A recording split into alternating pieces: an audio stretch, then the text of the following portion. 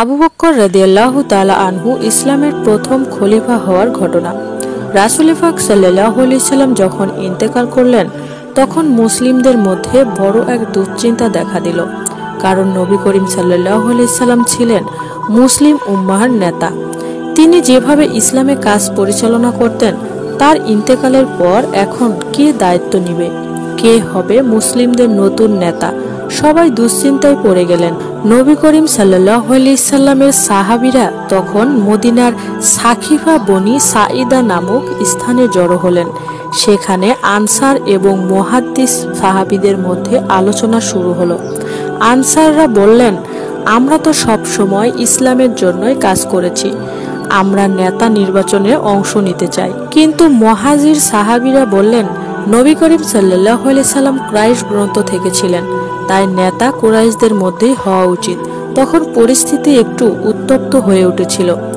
আবু বকর রাদিয়াল্লাহু তাআলা আনহু এর প্রস্তাব। আবু বকর রাদিয়াল্লাহু তাআলা আনহু, যিনি নবী করিম সাল্লাল্লাহু আলাইহি সাল্লামের সবচেয়ে ঘনিষ্ঠ বন্ধু ছিলেন এবং ইসলামের দিককার সাহাবীদের অন্যতম, তিনি তখন উঠে দাঁড়ালেন। তিনি বললেন, হে মুসলিম উম্মাহ, মুহাদ্দিস ও আনসার, তোমরা সবাই আল্লাহর রাস্তায় পরিশ্রম করেছ, কিন্তু নেতৃত্ব একজনের হাতে থাকা উচিত। আমি প্রস্তাব করছি, উমর ইবনে খাতাব রাদিয়াল্লাহু তাআলা আনহু অথবা আবু উবাইদা ইবনে জাররাহ রাদিয়াল্লাহু তাআলা আনহুর মধ্যে যে কোনো একজন খলিফা করা উচিত। কিন্তু হঠাৎ উমর ইবনে খাতাব রাদিয়াল্লাহু তাআলা আনহু উঠে দাঁড়ালেন। তিনি বললেন, না আবু বকর, তুমি এই নেতৃত্বের সবচেয়ে যোগ্য। নবী করিম সাল্লাল্লাহু আলাইহি সাল্লামের জীবন দশায় তুমি তার পাশে ছিলে, হিজরতের সময়ও তুমি তার সঙ্গী ছিলে এবং তুমি আমাদের মধ্যে সবথেকে সৎ ও সম্মানিত। এরপর উমর রাদিয়াল্লাহু তাআলা আনহু নিজের হাতে আবু বকর রাদিয়াল্লাহু তাআলা আনহুর হাতে বায়াত শপথ করালেন। উপস্থিত সাহাবীরাও একে একে আবু বকর রাদিয়াল্লাহু তাআলা আনহু এর হাতে বায়াত করলেন। এভাবে আবু বকর রাদিয়াল্লাহু তাআলা আনহু ইসলামের প্রথম খলিফা হিসেবে দায়িত্ব গ্রহণ করলেন। তিনি সাহাবীদের উদ্দেশ্যে এক আবেগঘন ভাষণ দিলেন। তিনি বললেন, হে মানুষ, আমি তোমাদের নেতা হয়েছি, অথচ আমি তোমাদের মধ্যে সেরা নই।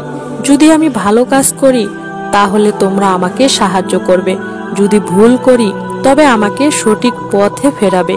সত্য কথা বলা আমানত, আর মিথ্যা কথা বলা হচ্ছে বিশ্বাসঘাতকতা।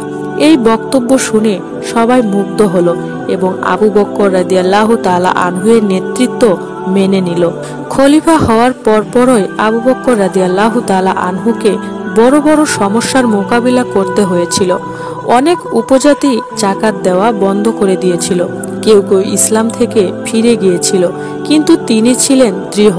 তিনি বলেছিলেন, কেউ যদি একটি উটের দড়িরও যাকাত না দেয় তাহলে আমি তার বিরুদ্ধে সংগ্রাম করব।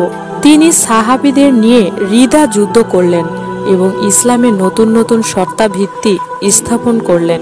খলিফা আবু বকর রাদিয়াল্লাহু তাআলা আনহু ছিলেন খুবই ন্যায়পরায়ণ, সৎ ও নরম হৃদয়ের মানুষ।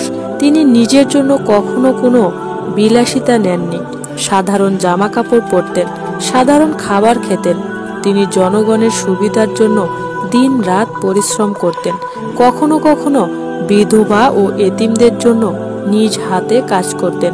তিনি এমন একজন খলিফা ছিলেন যিনি নিজের দায়িত্বকে আল্লাহর কাছে আমানত মনে করতেন। আবু বকর রাদিয়াল্লাহু তাআলা আনহু এর ইসলামের প্রথম খলিফা হিসেবে একটি উল্লেখযোগ্য এবং গুরুত্বপূর্ণ কাজ ছিল জাজবা যুদ্ধ অথবা জাতুল রিদা যুদ্ধ পরিচালনা করা, যা ইসলামের ইতিহাসে একটি প্রশংসনীয় ঘটনা।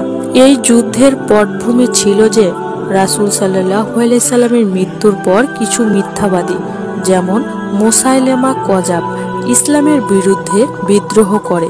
মুসাইলেমা দাবি করেছিল যে সে রাসূলের মতো নবী। কিছু লোক তার পিছনে চলে গিয়েছিল এবং ইসলামের বিরুদ্ধে অবস্থান নেয়।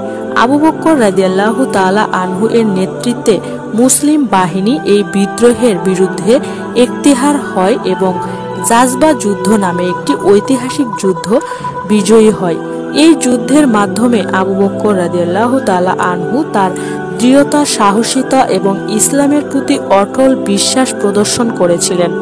আবু বকর রাদিয়াল্লাহু তাআলা আনহু এর বিজয় ছিল এক অসাধারণ উদাহরণ, কারণ এতে তিনি শুধুমাত্র ইসলামের শত্রুদের পরাজিত করেছিলেন, বরং তিনি নিশ্চিত করেছিলেন যে ইসলামের মূলনীতি অটল থাকবে এবং তার শাসনে ইসলামের বিকাশ অব্যাহত থাকবে। এটি ছিল একটি মহান কাজ যা ইসলামের ইতিহাসে একটি উল্লেখযোগ্য পদক্ষেপ ছিল এবং তার নেতৃত্বের যোগ্যতার প্রমাণ দেয়। আরও একটি অত্যন্ত গুরুত্বপূর্ণ কাজ যা আবু বকর রাদিয়াল্লাহু তাআলা আনহু খলিফা হওয়ার পরে করেছিলেন তা ছিল কোরআন একত্রিত করা।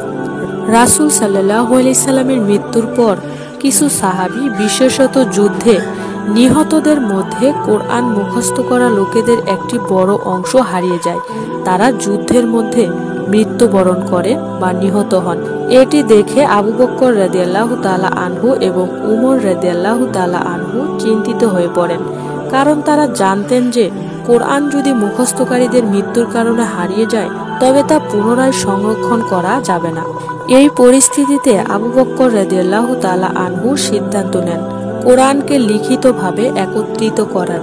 তিনি জয়ীদ ইবনে থাবিত রাদিয়াল্লাহু তাআলা আনহুকে দায়িত্ব দেন।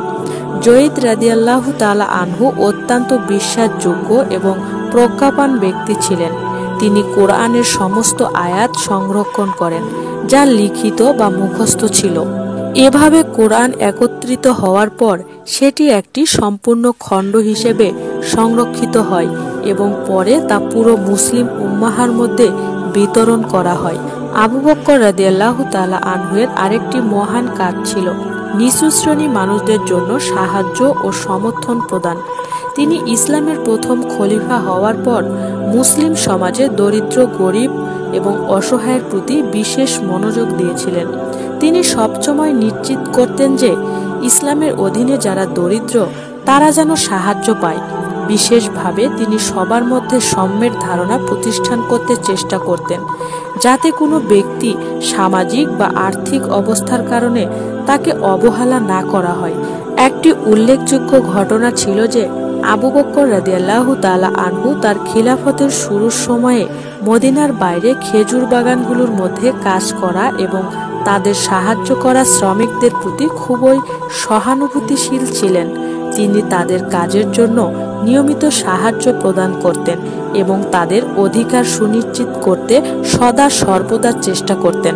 এছাড়া তিনি ইসলামের নির্দেশনা অনুযায়ী জাকাতের সঠিক বিতরণ নিশ্চিত করেছিলেন, যাতে সমাজের অসহায়, গরিব ও সুবিধাবঞ্চিত ব্যক্তিরা তাদের প্রাপ্য পেতেন।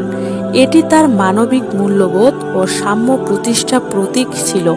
আবু বকর রাদিয়াল্লাহু তাআলা আনহু এর মানবিক কাজগুলো ইসলামের সামাজিক ন্যায় বিচারের অত্যন্ত অংশ এবং শাসনকালে মানবিক দৃষ্টিকোণ থেকে খুবই গুরুত্বপূর্ণ করে তোলে। প্রিয় বন্ধুরা, আজকের এই ঘটনাটি আপনাদের কাছে কেমন লেগেছে?